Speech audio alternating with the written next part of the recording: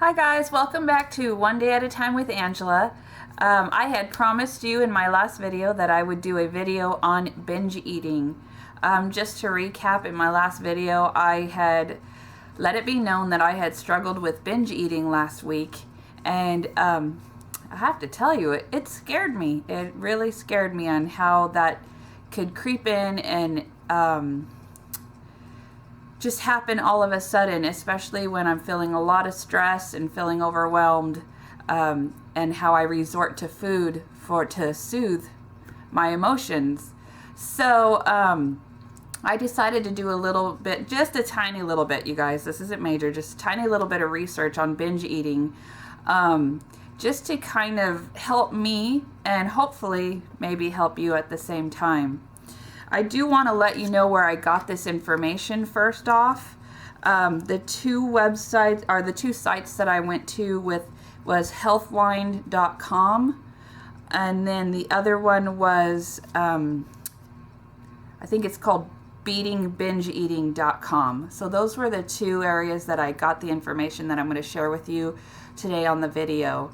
The first thing the first info, I guess, that I want to share with you came from the BingeEating.com, and it listed traits that people who are binge eaters kind of have, and they say if you have 3 or more, then you lean more towards binge eating. And there's also a binge eating disorder that's out there that's pretty prevalent out there. I do want to state first off, because I know some people are doing different diets than I am, and this is all geared, what I'm talking about today is geared towards those who struggle with binge eating. If you don't struggle with binge eating, then none of this pertains to you, and don't worry about it. Don't let it get you upset if I mention something that you're like, hey, I do that diet and I have no problem, it works well for me. That's fine. That's awesome. If it works well for you, keep doing it.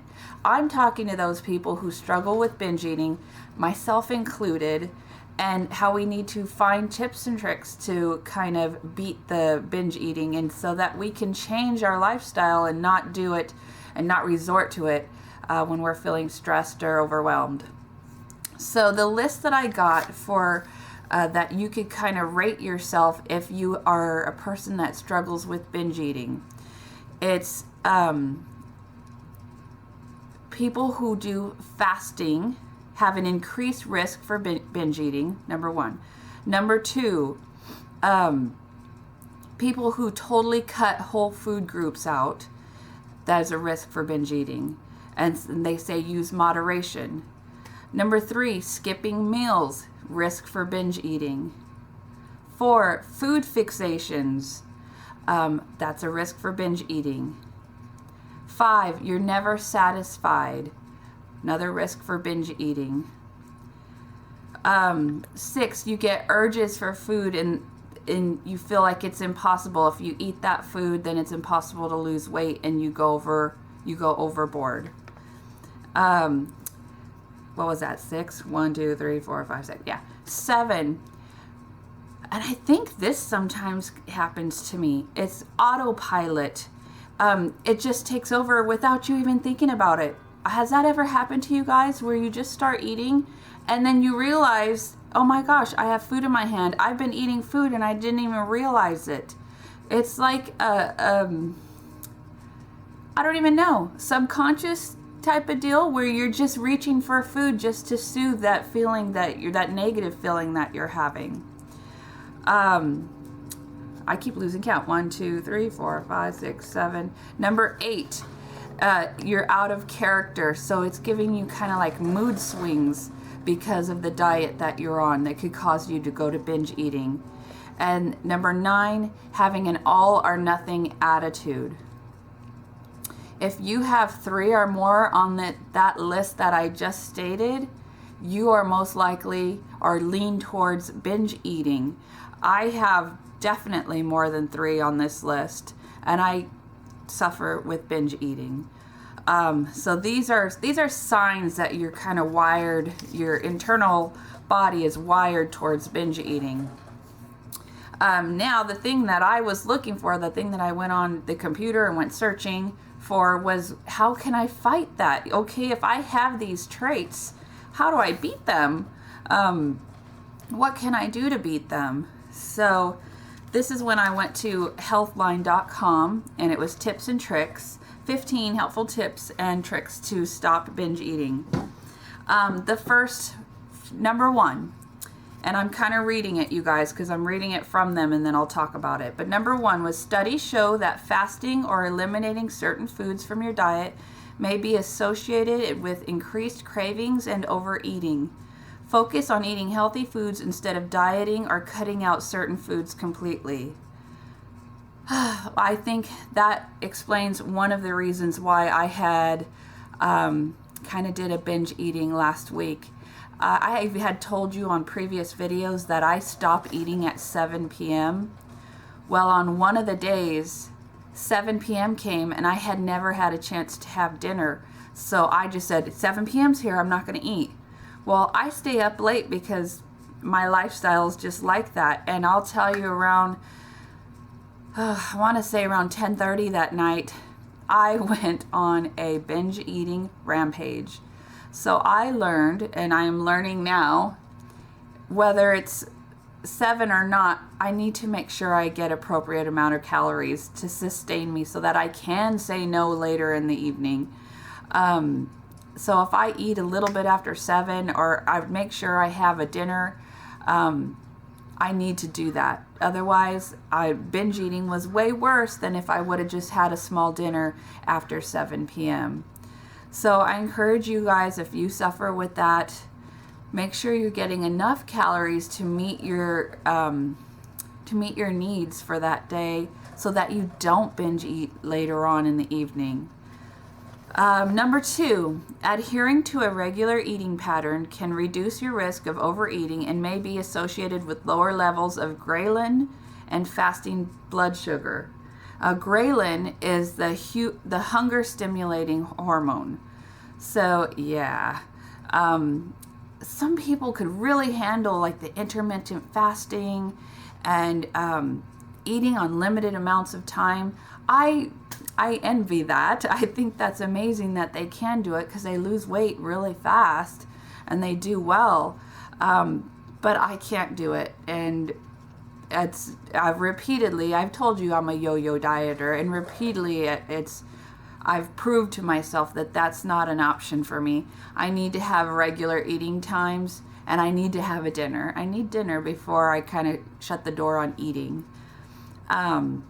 So yeah, adhering to regular eating pattern, if you suffer with binge eating, that can help.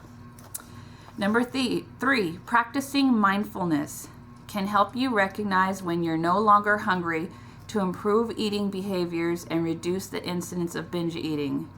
That is something that I feel that I've been working on all 6 months that I've been on this journey, is kind of practicing mindfulness. And I'm always trying to not make myself full to where I feel stuffed, but just to where I'm not hungry anymore. So that is something that that I've been working on along this whole journey, and I hope you've been working on it too, because you don't have to feel full. That is not a necessity. You just don't need to be hungry anymore. So once you're satiated, that's the word. Once you're satiated, stop eating. That's it. You don't need to eat anymore. Number 4, stay hydrated. Drinking more water can keep you feeling full to decrease intake and prevent binge eating. So many people out there, including myself, often go through the day pretty dehydrated. And I haven't really been monitoring my water intake, to be honest. I just drink water. That's pretty much all I drink throughout the day. But I don't monitor how many glasses of water I have. So that's something I'm going to work on, trying to keep count of how many glasses of water I have a day, so that I am hydrated appropriately. Number 5. Now this one, I don't know, but this one says try yoga. Yoga can help prevent binge eating and may reduce common triggers like stress, depression, and anxiety.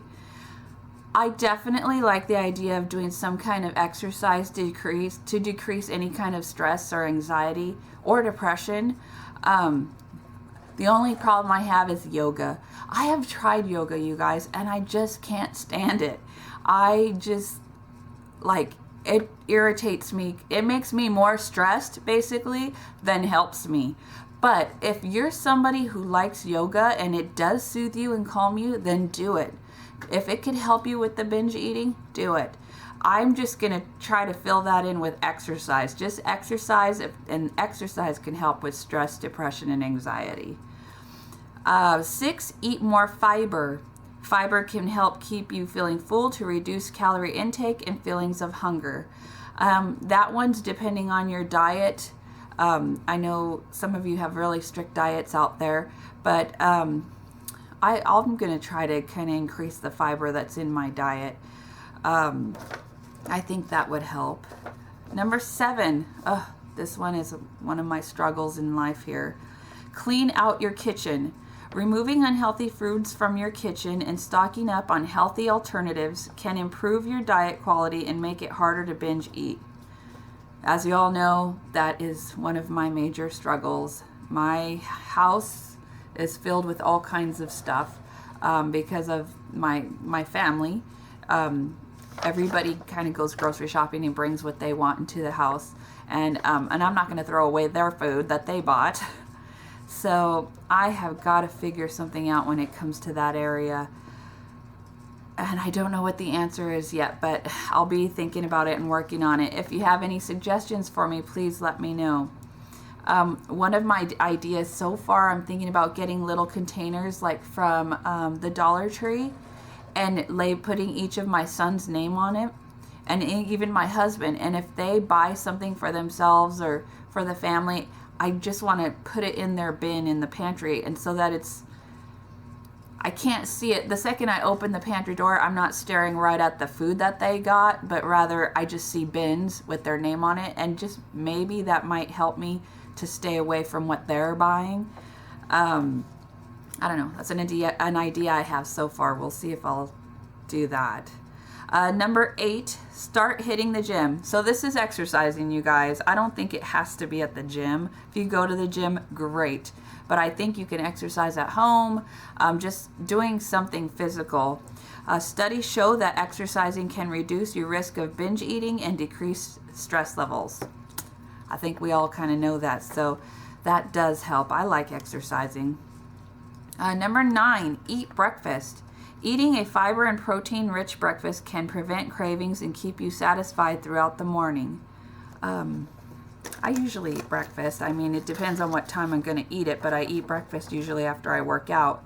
So try to eat breakfast. But for those of you who are on those fasting or intermittent fasting or the different diets, do what works for you when it comes to that area. But if you have a problem with binge eating, you might want to think about starting your day with breakfast.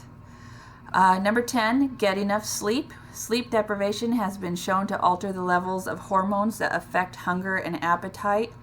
Isn't that the truth? I'll have to tell you, when I started working nights as a postpartum nurse, I started doing full-time shifts, so that was working 3 nights a week. And I gained about 35 pounds when I first started nursing full-time. So I have to say, now that I'm still working on trying to get rid of that 35 pounds that I had gained, but I'm just going to keep on going, and definitely sleep is important. I agree with that wholeheartedly. Number 11, keep a food and mood journal. Just started doing this. On MyFitnessPal, it has a little notes area on the bottom, and I encourage you to keep a journal so that you could see what's going on in that day. Why did you overeat? What were you feeling stressed? Were you feeling down? Were you feeling, what were you feeling? This says keeping a food and mood journal can help to identify triggers to address potential problems. Studies show that using a food diary is associated with fewer episodes of binge eating, as well as increased weight loss. So yeah, I just started doing that recently, and it is helping. It helped me to realize that there was a problem last week, that's for sure. Number 12, find someone to talk to. A good social support system may be linked to decreased binge eating and stress. My social support, definitely I love talking I'm making YouTube videos, and I love the comments, you guys. Please don't be afraid to comment down below. Share with me what you think, if you have any ideas for me. I love reading comments. I love being the interaction. So please don't be shy. Feel free to comment down below and just let me know what you think. And then, of course, I always have my mom and sister who are very strong supporters of my weight loss, and my husband. My husband has a listening ear. Pretty much he's the one in my household that I go to talk about my weight loss, and he'll listen to me. Even though sometimes I could talk a little too much, it kind of makes him crazy, I think, but he'll listen to me, and I appreciate him for that.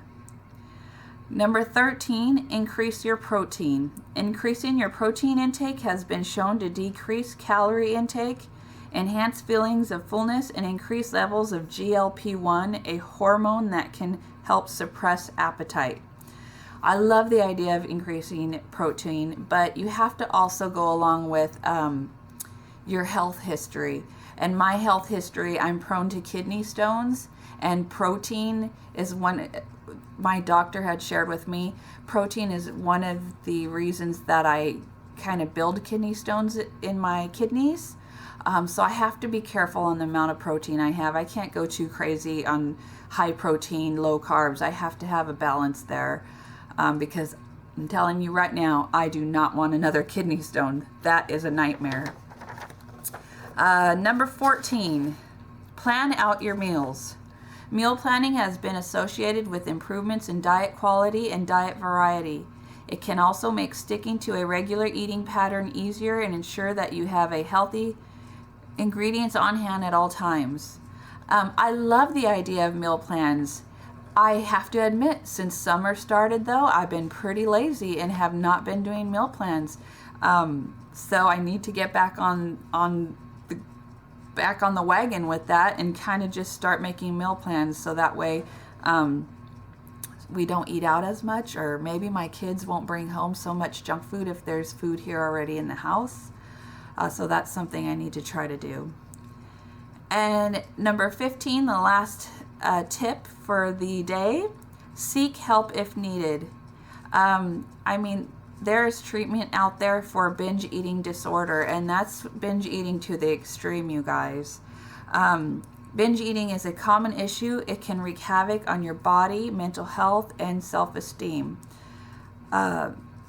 Luckily, a few simple modifications to diet and lifestyle can help. Isn't that the truth? Now, all of this information I got, once again, from healthline.com, okay? But binge eating definitely makes you feel, and I want to say this, you feel like crap after you binge eat. You feel horrible in more ways than one. So finding ways to curb and change that behavior is only going to help you to be healthier, to feel better, and to kind of resort to more appropriate ways of dealing with your stress, anxiety, or whatever's going on in your life. Because this world we live in, there is a lot of stress out there. We just have to not turn to food to make you feel better.